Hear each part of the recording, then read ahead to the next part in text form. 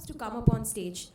Mr. Sumant from Biofuel, Mr. Shankar Sivan from WellFund, Ms. Akansha from Aura Sure, Mr. Pratik Patel from Carbon Blocks, Mr. Bhaskar from Data C. So the captain for the session would be Mr. Venkatesh from Bloom Ventures. Good evening, everyone. Thank you so much for being inside. I know it takes a lot of effort to actually not be deviated and not network outside. So this will be a quick session. I'll actually start with a little introduction about Bloom. Just trying to fix this.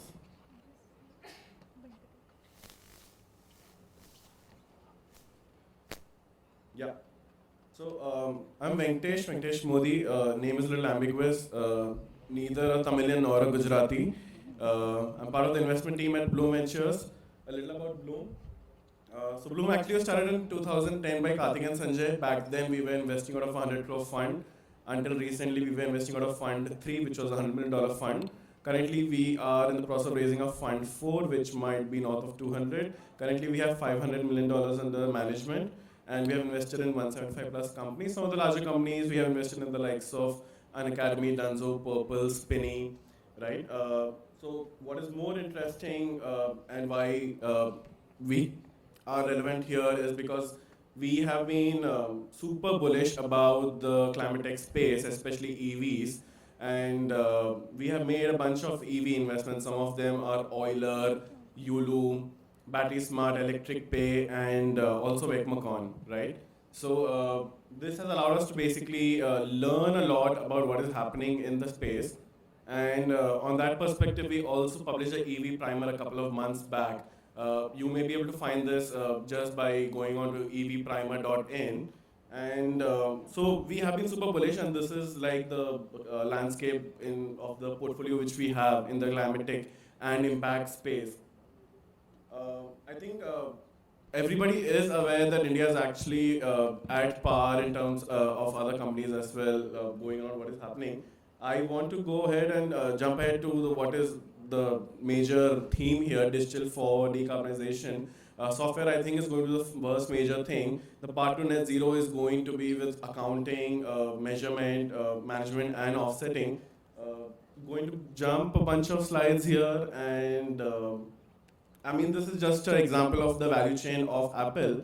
And if you are to map out the kind of emissions that exist, scope 1, scope 2, and scope 3, you can see that it's actually all over the place. And in summary, scope 3 accounts for most of the emissions. So if anybody who is solving for the accounting piece, they will actually have to do a lot of work. And in terms of the value chain of the entire emissions, these are some of the potential solutions. Now, this is just a very macro picture of how we at Bloom may be looking at it. There may be multiple solutions. So I think we have come across multiple solutions out there already, and we will be hearing from the people also on the stage. Some of them may be solving for deep tech. Some of them may be solving for efficiencies at solar farms. Some of them may be building deep tech solutions. Some of them may be working on just management, energy storage, right? So multiple such things, and this is how we are looking at it. Yeah, this is again like the value chain of carbon offset and accounting.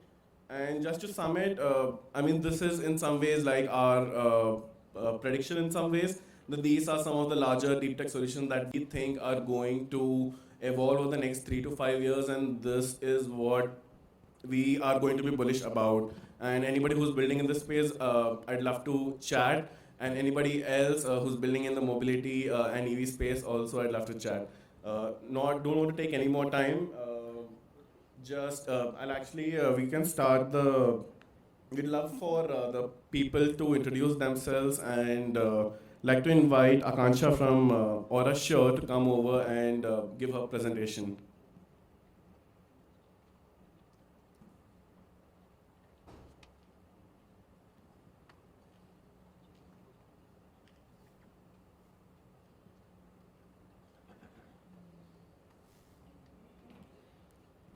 Hello everyone, good evening. Thanks Venkatesh for setting the context. I'm founder of Aura Sure. So as Venkatesh mentioned, the problem of accounting is the major piece that the climate change requires as the first one. So as we at Orashore, are solving the problem of accounting in an effective and reliable manner from a top-down approach, which I think many of the companies are not doing because of the complexities involved.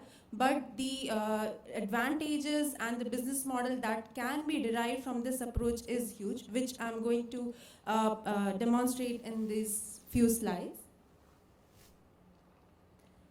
So this slide basically is why everyone is here is because of this. Everyone has faced the problem of extreme heat, extreme weathers, and heavy rainfall suddenly, urban flooding in the cities, and air pollution. Air pollution, there are multiple researches going on relating air pollution to the climate change, but it's very evident based on the evidence that we have from the data.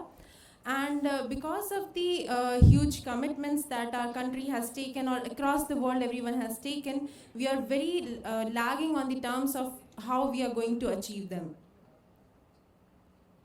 So, as I mentioned about the accounting problem from a top-down approach, why has not this been solved properly?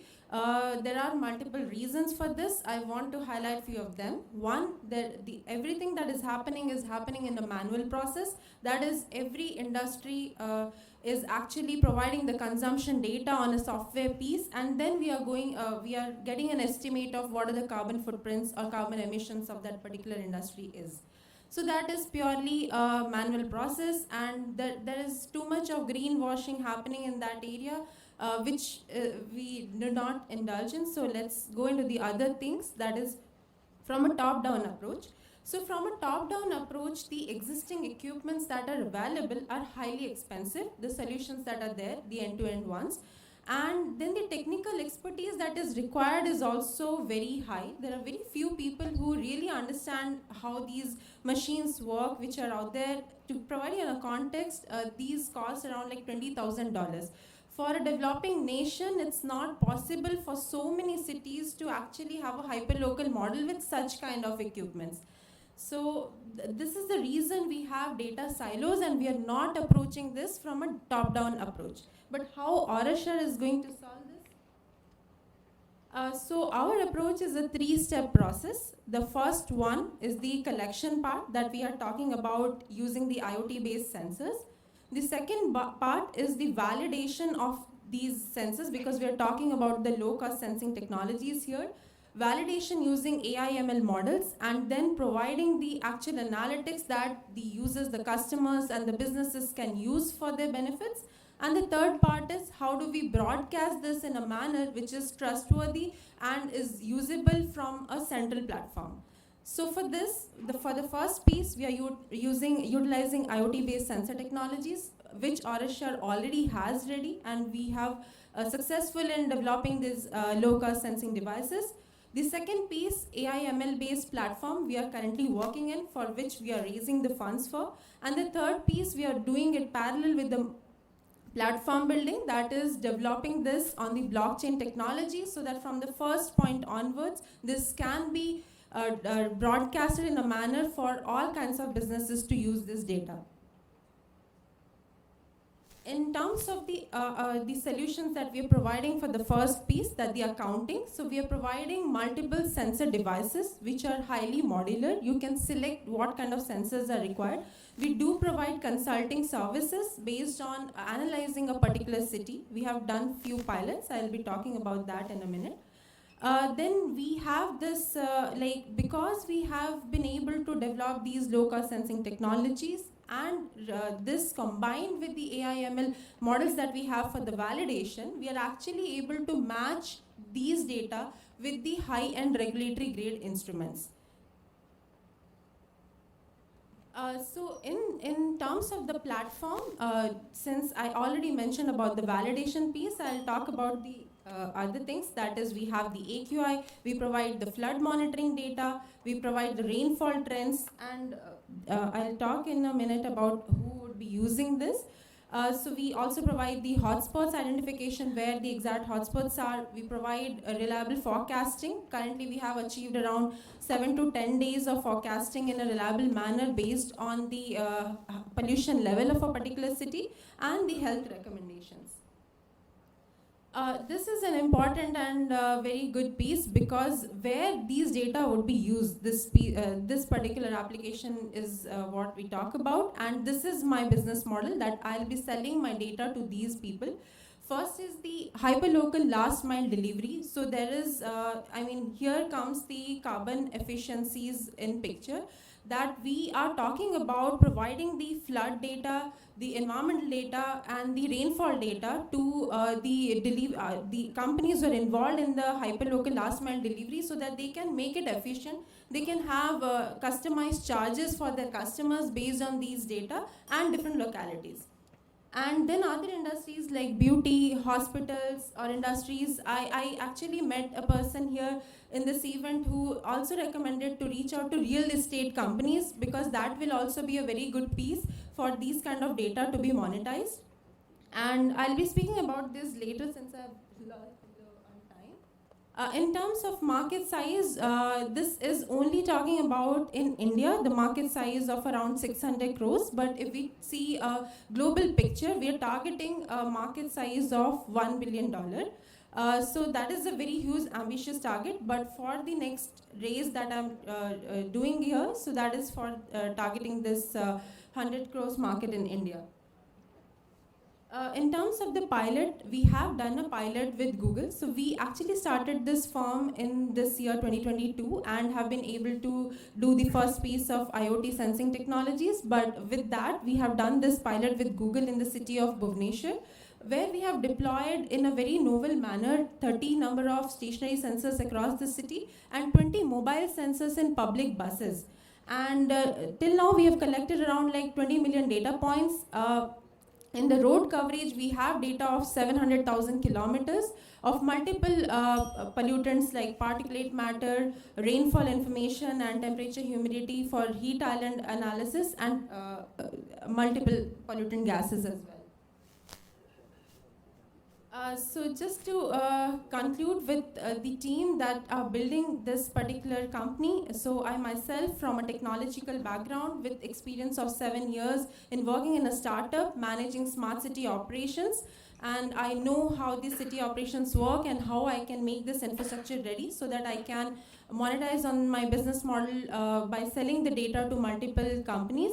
Then with me, I have Vamshi Krishna, who had also founded previously his own startup in the domain of home automation. So then he closed that and started this firm with me in this year. And Srishtijit Mishra, he comes in with his operational experience and his connections in the global markets for the business expansion. That is all. Thank you, everyone. I would love to meet with you all to discuss about my idea and what I want to achieve, and also for possible collaborations, because I see there are so many wonderful startups doing so many different works, and there are multiple scope of collaborations. Thank you so much. Thanks, Akansha. That was super helpful. Hopefully, a lot of people, you will be able to interact with a lot of people today. Next, I'd like to invite Sumant from Biofuel.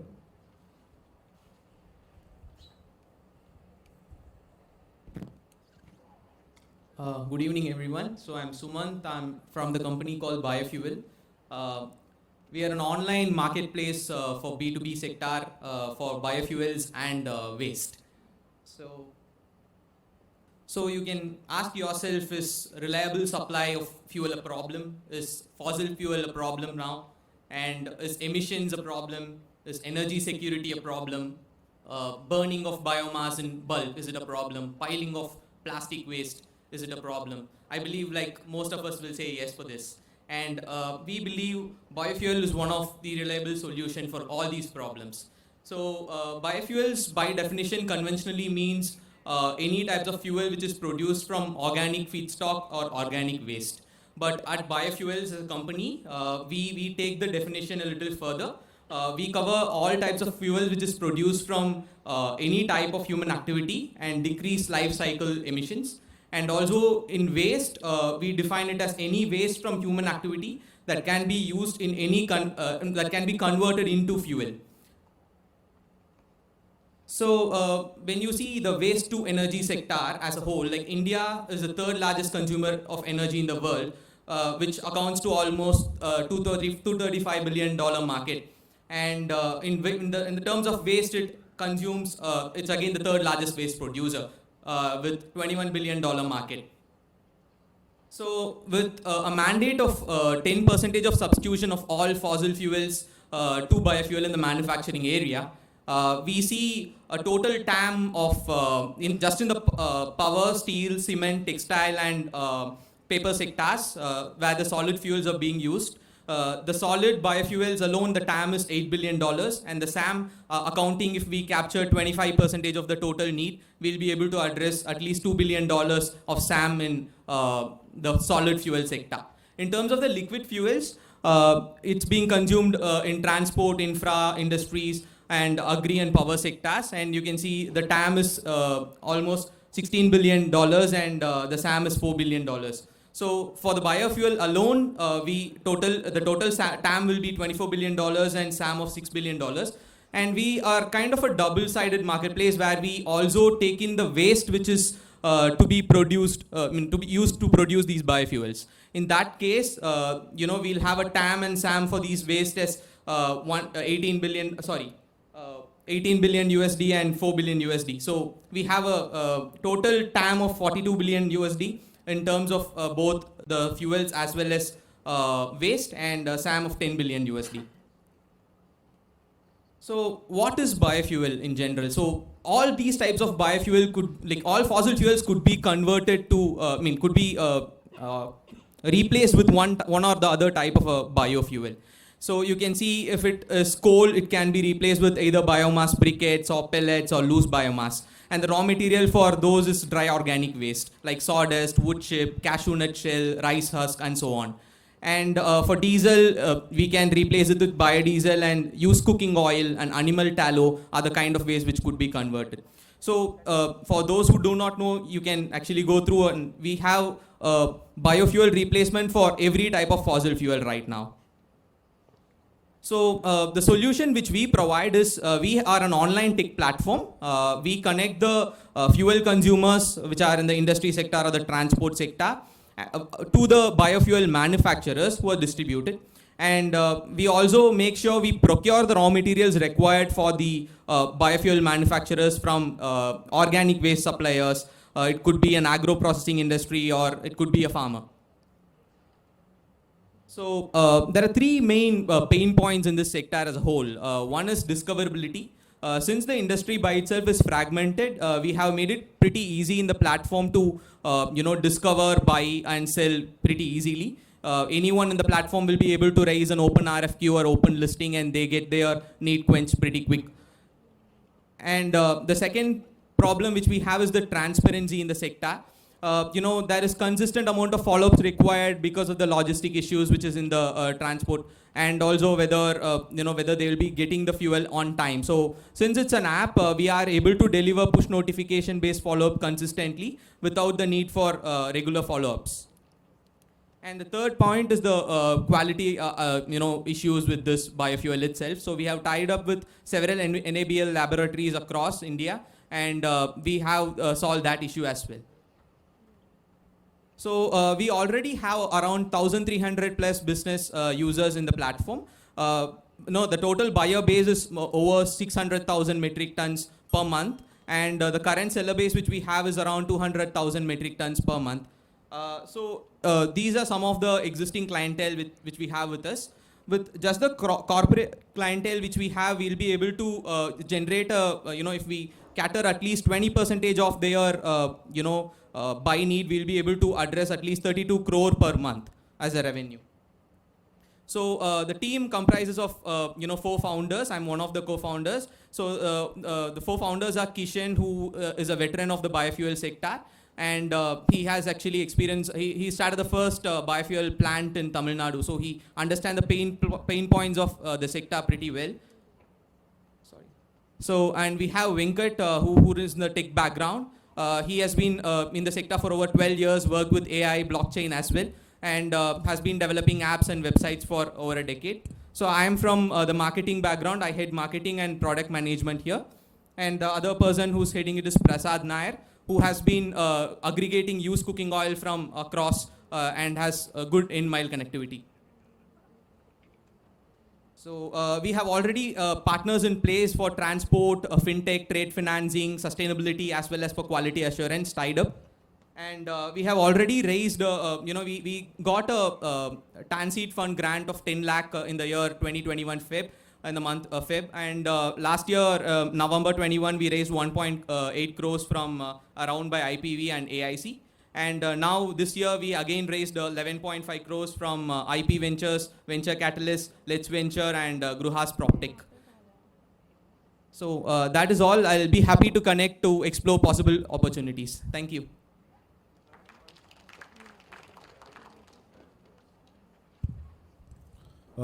Next, I'd like to call upon Bhaskar from DataC. They are solving, they have built solutions for solar farms.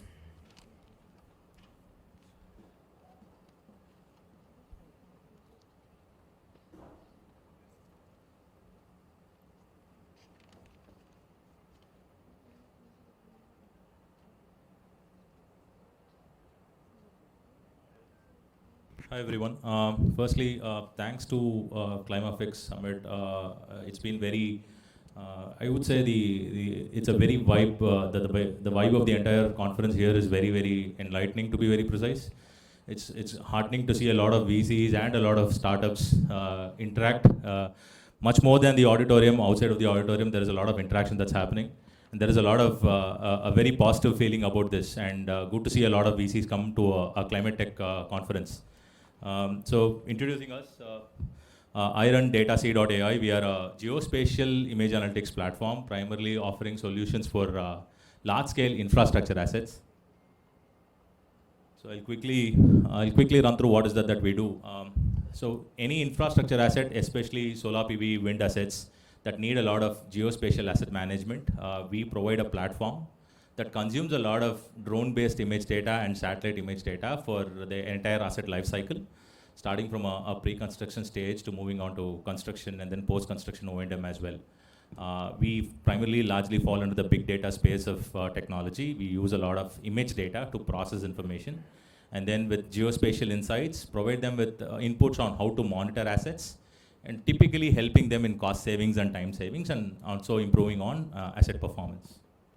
The workflow is fairly simple. It's a lot of data acquisition that's coming in from drones, and then process the data into a AI engine. The AI engine starts running through the algorithms and then push the data back into a web-based platform where people can consume this data. So I'll give you the pitfall, what's currently happening in the industry, and where we are kind of bridging the gap with a simple geospatial asset platform. If you look at large enterprise industries, there are multiple departments, organizations within an industry, where the pre-bid teams or the engineering teams which bid for large-scale solar PV projects, they need engineering information to bid for projects. And then there is a design requirement on how do we build this, and how do we kind of put out a proposal towards any of your SECI or ISTS, any of the large corporates, the state commissions which actually give out these tenders. And secondly, this information, after they do all the design, it needs to get cascaded to a constructions or a project team where they take in all this information, set up the entire land area to kind of monitor all these construction that needs to be done. And from the construction phase, after the construction and the commissioning is completely done, it moves into the O&M phase of the asset, where people look at how the asset needs to be monitored for longevity, right? So all these solar PV assets or wind assets that get built, you have a 20 to 25-year warranty. So you need to run through the entire asset, monitor it to maximum possible precision, and these are spread over large areas of land. So what if we could build a simple collaborative platform across the entire organization, such that a one-stop tool could solve most of their problems, right? And these are all large assets. I'm talking about assets bigger than 50 megawatt, 100 megawatt assets. Some of the assets run into gigawatt capacity in a single location. And how do we kind of monitor all this completely from image data? And that's where datac.ai comes in, where we offer a seamless web-based platform that takes in a lot of drone-based data and satellite image data, and provides individual products for each of these industries. And inside the industry, each of these end users, it could be design engineers, it could be construction engineers, it could be project managers, it could be construction supervisors, O&M contractors. So they need a lot of information on how the asset is getting monitored. And that's where we come in and we provide a one-stop platform that could be collaborative in nature and also provide a lot of value and insights on how the data could be used for better asset management. Right? So our focus is largely on how do we handle pre-construction and construction. So I think people who have been in the solar PV industry know this fairly well. The entire O&M exercise is where drones come in as a large use case because you need to do it for surveillance and there is a constant need for monitoring. But the problem comes with O&M is you have a very small budget that's spanned over a 20-year period. So that's too small for you to target. Whereas the pre-construction and construction side of the business is where majority of the capital is getting spent, right? And that's where there is much lesser data on how the asset is getting monitored as well. And that's why our focus is fairly simple. It's economically driven. You have a very large TAM. You have a very large budget that's being allocated for pre-construction and construction of assets. And how can we use a data-driven platform that's helpful for industries to save a lot on costs and time, such that we could identify pitfalls in construction. So if you speak to any solar PV developer, they will not finish their project on time. They run into litigation issues, they run into delayed commissioning issues, they run into LD issues. How can we solve this from a construction perspective? How can data from drones and satellites could help in better handling their assets? And can we do a lot of cost saving? And can we do a lot of rework avoiding by just plain data itself? And that's where we come in. So far, we have a whole bunch of product suite across the entire life cycle, starting from pre-construction, as I told you. We do a lot of work in Middle East. We do a lot of work in Europe and in the US as well. And our product portfolio, we have 6 products right now, and it's a very data-driven platform. So I've just shown you some screenshots of how our platform looks. Right now, we are almost at $1 million in revenue. And we are looking to raise next round of funding. And the last round of funding that we raised was in September 2019. And we will be profitable in a month or so. And yeah, that's where we stand right now. So, right, that's it from me. Thank you so much. Thanks. Thank you so much, Bhaskar. That was very crisp. I'd like to call upon Shankar from WellFund.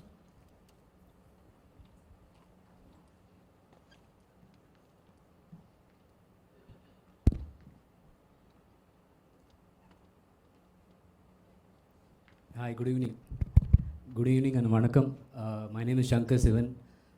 Quick intro about myself. I'm a mechanical engineer, then worked in Ashok Leyland, then went on to pursue MBA in IIM Indore, worked with Pricewaterhouse, then family office. Now, after that, Sun Edison was a large solar developer. So I'm also trying to solve the problem that Data C is trying to solve for in solar, but in a very slightly different segment within solar.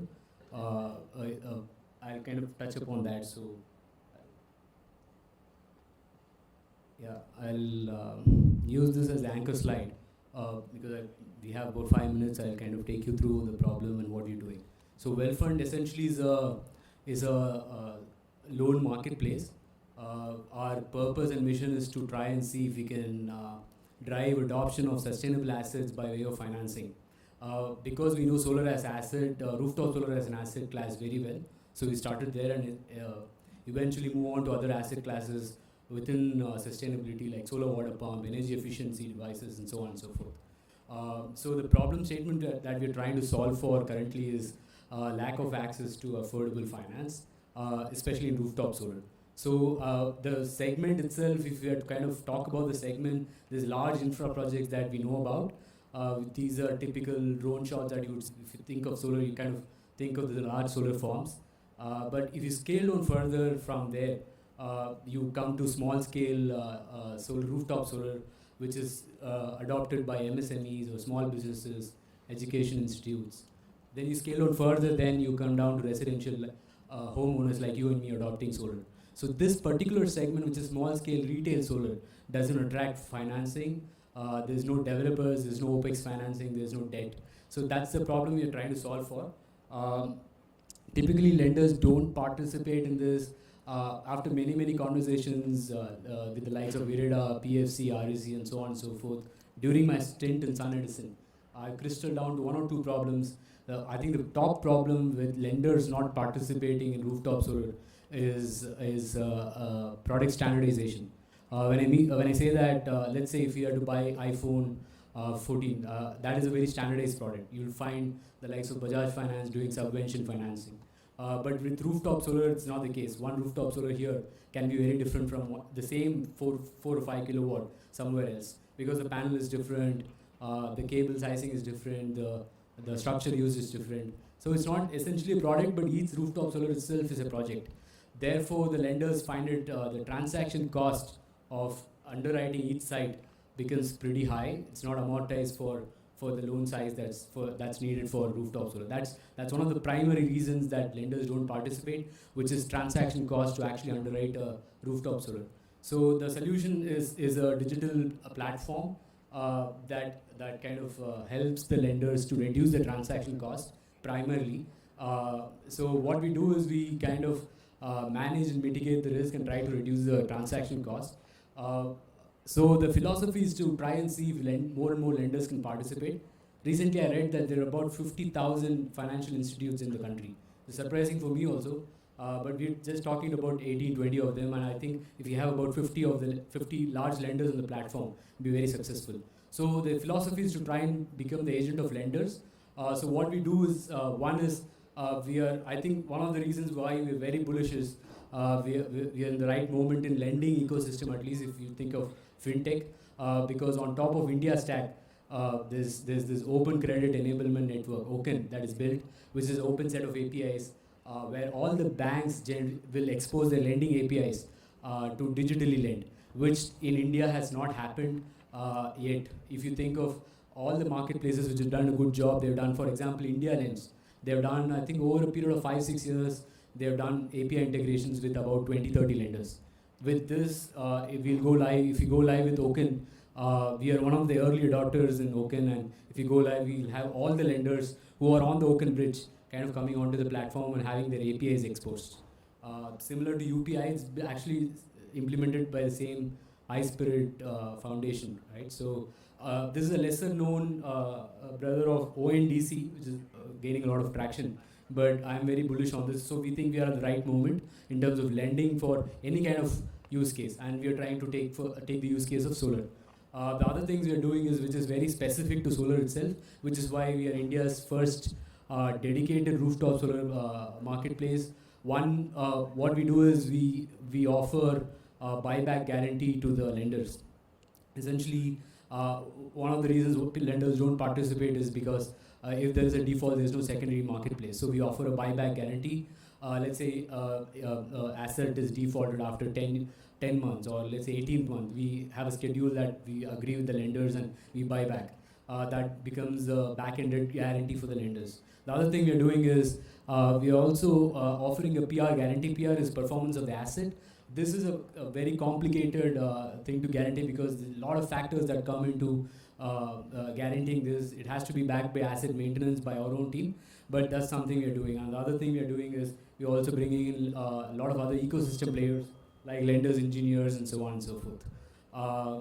So yeah, I think by way of this, so of course not all the lenders will adopt all of this, but we're seeing a lot of traction. We have about 18 odd lenders. I think actually gone up to daily. We're opening up conversations, and with some lenders it's a plain vanilla partnership, but with some it's a deep integration, and which is why the marketplace is becoming more and more stronger. We have about today we have about 58 loan applications. We have aggregated already about 350 crores of loans on the platform, which we're trying to disburse. For paucity of time, I'll quickly run over the team. Myself, Shankar, I introduce myself. I have with me Ramraj, who's been founding team member in many rooftop solar companies in the past. He has about 10 to 12 years of experience, and a couple of other CAs working with me. So that's about us. Thanks for the opportunity. Yeah. Thanks, Shankar. Thank you so much. Just to recap a little about the presentations that we had. So first we had Akansha, and what they're trying to do is solving the accounting problem. And they have already built the solution for collection of data via the IoT module, and now they're raising funds for the validation and building the next models. The next one we had was biofuel, Sumant. And so biofuel is basically a marketplace for trading of biofuels, and there's a two-sided marketplace, sellers and buyers. If they're able to capitalize 20%, capture 20% of the market of the existing clients, they will be at a 32 crore revenue per month. Next was the DataC Bhaskar, and they are building solutions for the solar farms, and right now they are a Relevance E-Corp company. They already have clients in Middle East, US, Europe. They are at a 1 million ARR, and the last funding they raised was in September 2019. And the last one, obviously, Shankar, we all remember you. Well-Fund, you are using technology to reduce the transactional cost which banks would actually have to shed if they were not using that, and with that you are building a loan marketplace. So thank you again, all of you. I think it was lovely learning from you all how you are using technology and digital for the decarbonization of the space. Hopefully there is a lot of interest in the among the audience to engage with you further as well. A round of applause for everyone, please.